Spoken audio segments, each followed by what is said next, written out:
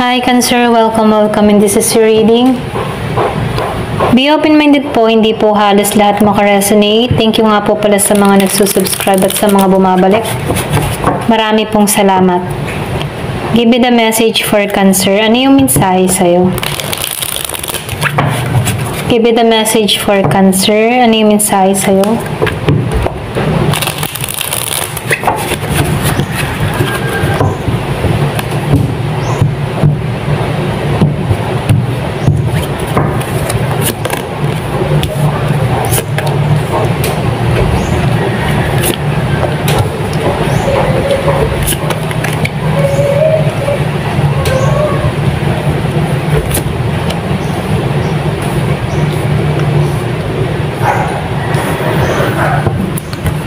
So, nakikitaan ko dito, no? Yung iba sa inyo, masyado kang busy, okay?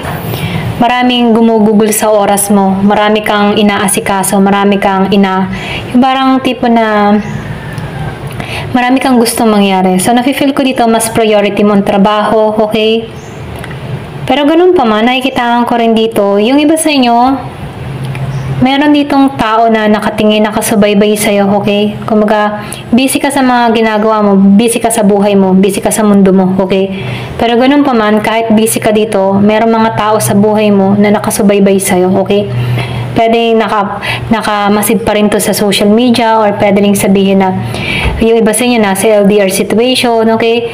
So, nakikitaan ko dito yung spiritual love, pagkikare ng tao na to sa'yo, okay?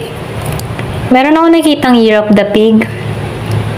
Kumbaga, nakikitaan ka ng tao nito na may paglago, pwedeng kaibigan mo rin to, nasa malayo, okay? Nakatingin to sa social media mo, or pwede rin sabihin, kakilala mo lamang, okay?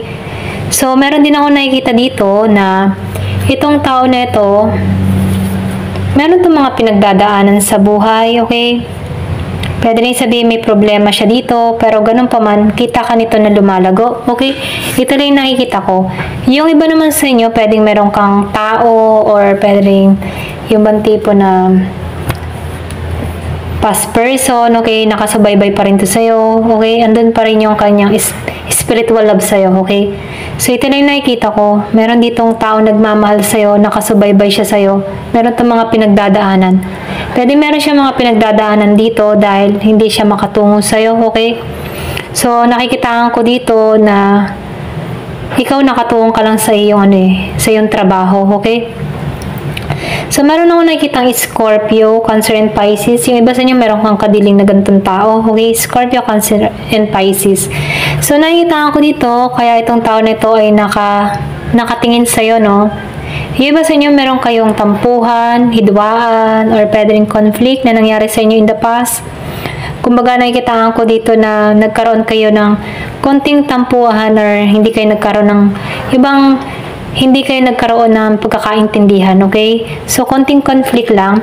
Pwedeng nakasubaybay itong tao na ito dahil tinitingnan niya, okay, kung anong lagay mo. Pero ganun pa man, ang overall energy mo, nagpo-focus ka na lang sa trabaho mo, okay?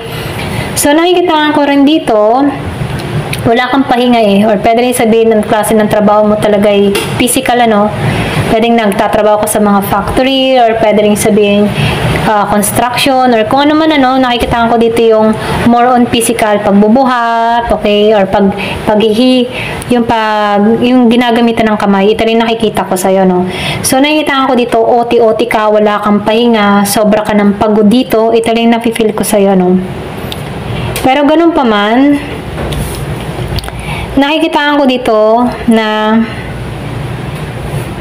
parang napapabayaan mo rin yung love life mo, okay? Parang hindi mo napagpupukusan, okay? Napagpupukusan. Meron ka ditong namimiss oportunidad, okay? Meron ditong tao na gusto niyang i-offer yung kanyang nararamdaman sa'yo, pero nababaliwala mo to kasi mas nakatuon ka sa trabaho mo, okay? Itong nakasubaybay or nakatingin sa'yo, meron nakatingin, nakasubaybay. So, handa na to para sa'yo, pero ikaw, magkaiba kayo ng energy dito. Ito lang nakikita ko, no? So, iba yung tinatahak mong direksyon kaysa sa tao na to. Ito lang nakikita ko. Pwedeng gusto ng tao na to na humingi ng tawad sa'yo, pero dinededma mo to. Ito lang yung nakikita ko. Pwedeng busy ka lamang or pwedeng nakamasid to kasi wala ka ng oras sa kanya. Kung kayo pa rin ng tao nito, medyo nagkatampuhan kayo, nagkaroon kayo ng konting samaan ng loob, okay? Ito lang yung nakikita ko dito. Ayan. So, tingnan natin, ano, sino to? Sino to nagtatampo sa'yo or nagkaroon ng masama ang loob sa'yo, okay? Sino to?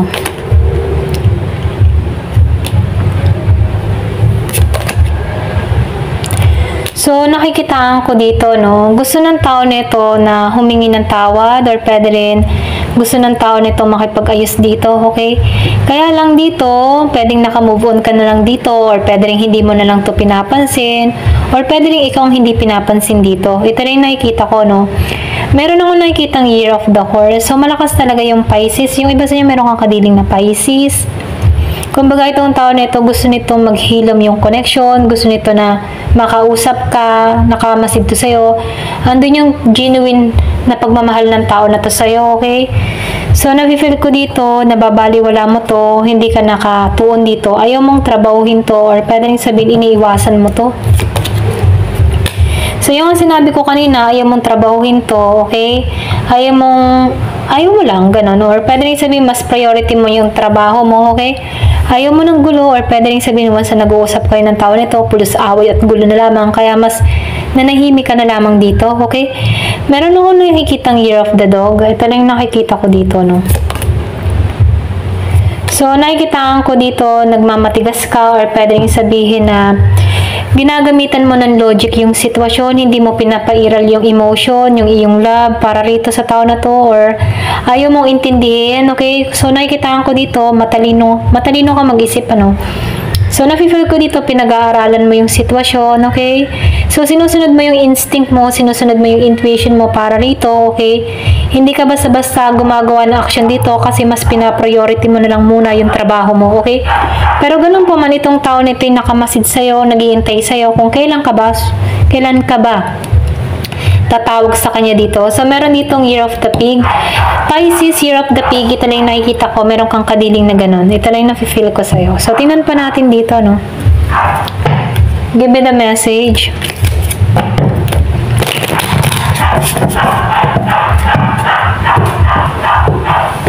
So, ano yung advice para rito? So, practice gratitude, appreciation.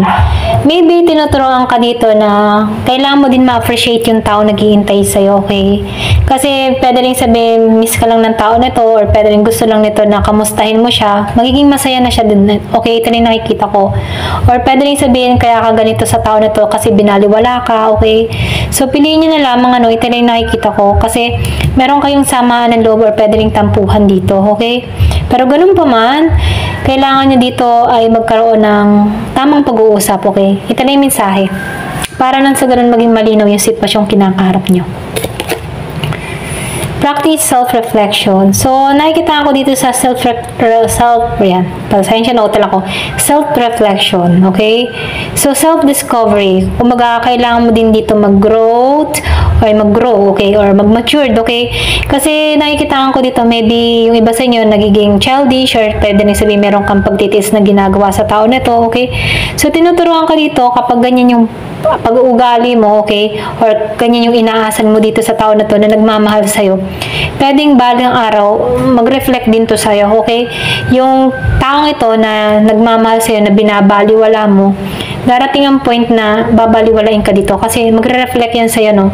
So, mainam, sinasabihan ka dito, kung mahal mo pa rin tong tao na to, mainam yung tamang pag-uusap kasi pwedeng nagkaroon lang kayo ng hindi pagkakaunawaan or hindi pagkakaintindihan, okay? Kung kaya pang ayusin yung connection nyo, o di mag-usap muna kayo ng maayos, okay? Kung talagang wala na, o di saka kayo maghiwalay ng maayos, okay? So, nafe-feel ko dito, meron kang madidiscover sa sarili mo, okay? So, nakikitaan ko dito, pwede rin sabihin na nananahimik ka lamang, okay? Kung sino man yung may kasalanan dito, ito rin nakikita ko, merong away, kung sino man yung may kasalanan dito, kailangan siya yung humingi ng tawad. Pero ganun pa man, nagmamasid to, pwede nag-iintay lang to na ikaw yung manguna sa kanya dito, kung ikaw yung may kasalanan dito, okay? Ito lang yung nakikita ko. So, meron dito, practice forgiveness. So, tinuturuan ka dito na kailangan mo ding matutunan magpatawad. Kung meron siyang nagawang pagkakamali sa'yo, so ito na yung time para patawarin mo to. Or pwede rin sabihin kung hindi mo na talaga ito mapapatawad, so kailangan meron kayo ditong hiwalay. Yung bang hiwalayang mapayapa sa bawat isa, okay? Nang sa ganun mo, madaling ma-release, okay? Yung emotion or yung mga malulungkot na nangyari or galit, ano?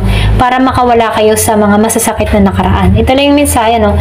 So, ito na yung time para i-release, okay? Kung kailangan tong i-release.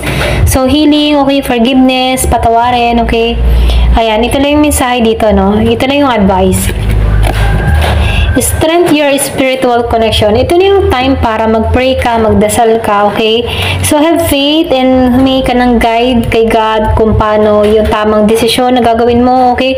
So, para nang sa ganun, no, meron kang inner peace. Kasi nakikitaan ko dito, meron ditong tao or meron kang kadiling tao na wala siyang inner peace. Kumbaga, nahihirapan siya, hindi niya maintindihan ang gagawin niya or pwede rin ikaw to, okay? So, piliin nyo, no, vice versa. Ito rin na-feel ko. Kung ikaw man yung nakakaramdam dito ng parang ikaw yung nag-iintay ng tao, ikaw yung nagmamahal dito, pero binaliwala ka. So, sinasabihan ko dito, i-release mo na lamang ito, okay? So, sundin mo kung saan ka mapapanatag ang kalooban mo, okay? Para nang sa ganun, no, nafe-feel ko kasi dito, ginagabayan ka naman dito, okay? So, ito na yung time para connect kay God or mag-pray kay God, okay? Para nang sa ganun, no, meron ka mga desisyon na gagawin, okay? Na nasapat ka. Ito na yung nakikita ko. Ayan, thank you for watching. Love and peace.